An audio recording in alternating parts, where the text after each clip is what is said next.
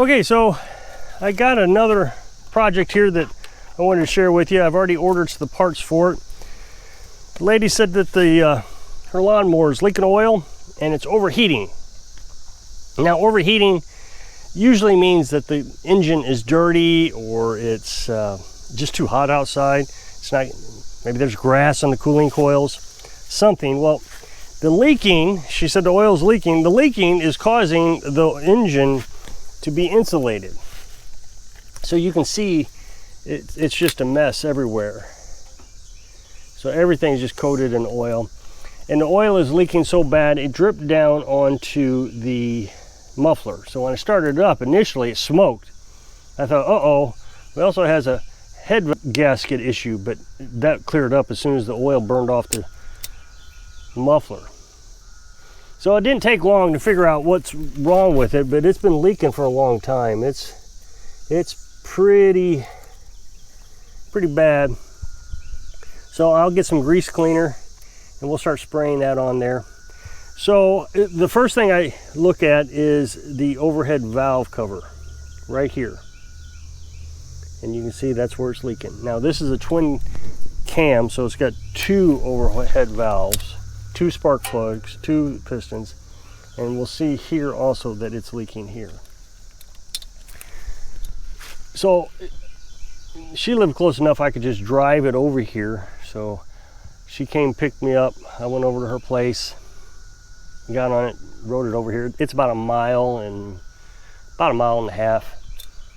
So I rode it over here, and the first thing I noticed was she has it throttled about midway. These newer engines, I mean, back in the old days, I used to have a wheel horse. My dad rebuilt a wheel horse for me when I was a kid. And my grandpa would get on to me, don't rev it up so much. Back in the old days, you could have lower horsepower engines because they had higher torque. But today's engines, they're higher horsepower with lower torque. So in order to get the power out of it, you have to run up the engine full throttle. That's how it works nowadays. And they're designed to do that, to get the horsepower out of it. So you have to run it all the way up. When you don't, you're putting a lot of torque, for lack of a better word, onto the engine, and it has to work harder and it has to heat up more. It ends up hurting the engine. Also, you're not getting the cooling that you need out of it because it's not spinning as fast. So the fans and everything isn't working as well. So I'm going to recommend to her that she runs up the throttle on it. So as I was driving it over here, I went ahead and throttled it up. And it has a sputtering is the best way to put it. It's not very consistent sputtering, but it's just a sputtering every now and then, puh, puh, puh, just every now and then. So it tells me that since it's running so well, that there is a starting coil issue. So a starting coil is what the spark plug, so you see the spark plug here, underneath this shroud is a coil, or is a device. This is right next to the flywheel, about, I think, 0.010 of an inch thick, away from the flywheel. And since this one is a V-twin thing, you got two pistons, it has two of them, one on each side. So it's got two spark plugs. One of them isn't working. So I went ahead and ordered a set, because that's what they come in, is a set for $28. So we'll replace the oil, the spark plugs, and we'll also ordered 2 new valve gaskets. Now, I also am going to use silicone on it, acetylene silicone, because at Husqvarna, Kohler, apparently with these aluminum covers, they can warp over time. They get out of shape. Of course, the bolts could just be loose also. So we'll put those on, and if it still leaks, then I'll have to go ahead and replace the covers. But I was trying to save a little bit of money and not buy the covers unless absolutely necessary. But I can, I see right here, there's a gap right there. I wonder if there's a gap there too. So I bought extra thick gaskets, and we'll seal it up with silicone real thick. While I'm in there, and I'll show you all this later when we actually start working on it, I will check the gap of the lifters. They're supposed to be about 3 to 6 thousandths of an inch. I'll set them at 4. If they are off, it could be causing a popping or some issues. The other thing I noticed, see, newer day carburetors has this little valve here. This is an electronic valve. And when you turn the key on, you'll hear it go click, click, click, click, click. So when you turn it on, it allows gas to go into the carburetor. But when you shut the key off, it shuts off gas. And what that's supposed to do is prevent backfiring. It clicks. It is working. The problem is that these new lawnmowers have safety gadgets everywhere. So if you don't set the brake when you get off the lawnmower, if you don't set a brake and you don't shut the lawnmower off, and you don't set the brake and you get off the seat, the engine shuts off. Well, I did that because I've disconnected a safety feature off mine, so I forgot. So I didn't set the brake and the engine shut off and it backfired. If she is doing that, that could probably cause those valve gaskets to leak. So I'm going to start cleaning this up. Not today. I got some parts being ordered. I've got a big delivery coming today. UPS is going to be unhappy with me. So then I'll spray that degreaser on there, spray off all the oil. I will also, before I get started in replacing all the gaskets, I will also put cardboard around it.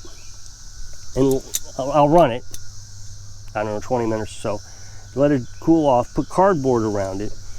And that way, if it leaks anymore, anywhere that I don't know that it's leaking, I'll be able to see it. It shouldn't be leaking anywhere. There's a sump down at the bottom that it could be leaking from. But look at that. See, this is caused, if she's saying it's overheating, this is the reason, because her engine is just covered in oil and grass. And it's just not getting any cooling done from it. Oh, that's very hot. And it's been at least a half hour, 45 minutes since I've been here. So I'm gonna probably take all these shrouds off too, so I can get in there and clean it really well, because that is just a mess. So that's probably where her cooling problem is coming in at. And yeah, she's got the cooling fins here. So I'll take this off, the shroud, and we'll be able to look down in there and see if there's anything else that needs to be cleaned while we're in there. Now, every lawnmower that I've gotten here has low tires, so I always air up the tires. We'll clean off the engine, the mower, before we give it back to her and make it nice and shiny, as clean as possible. I mean, I'm not going to spend a lot of time doing it. Now, what was interesting is I just worked on a pressure washer. I think yesterday I gave it back to him. And somebody posted on Facebook group that they needed some lawnmower maintenance done. And that guy with the pressure washer said, check out me. He just fixed my pressure washer. So word of mouth is already growing. I may have mentioned this before, I'm not sure, but I'm going to repeat it. There used to be a guy in town, had a shop, a regular garage, and he worked on lawnmowers. And when I moved here, I wanted to work on lawnmowers. But with him having a shop, I didn't want to compete with him. There was just no way I was going to be able to compete with him. But now he's gone. Everybody is desperate for somebody to work on lawnmowers. The closest place that'll work on them, one direction, it's I think it's 13 miles, but it's all gravel roads. And when it floods, there's no way to get to it. It's a completely different town over. Or you can take the long way, and it's probably 40 miles. So the shortcut is through gravel and flooded roads. The other town that has a servicing center is 20 miles away. So, people are looking in this area for something close. They can't afford to travel long distances and rent a trailer and all that. The other thing is I'm willing to go get the mowers. I think that's a big asset. People don't have trailers and trucks and all that stuff, so they just need somebody to come and get it, fix it, bring it back to them. And it just didn't take a lot of advertising to get rolling on this. I mean, we're getting a mower a day now already. I mean, I see things starting to slow down. I need to get back in there and start advertising again, but this is a big deal to me. I'm pretty impressed.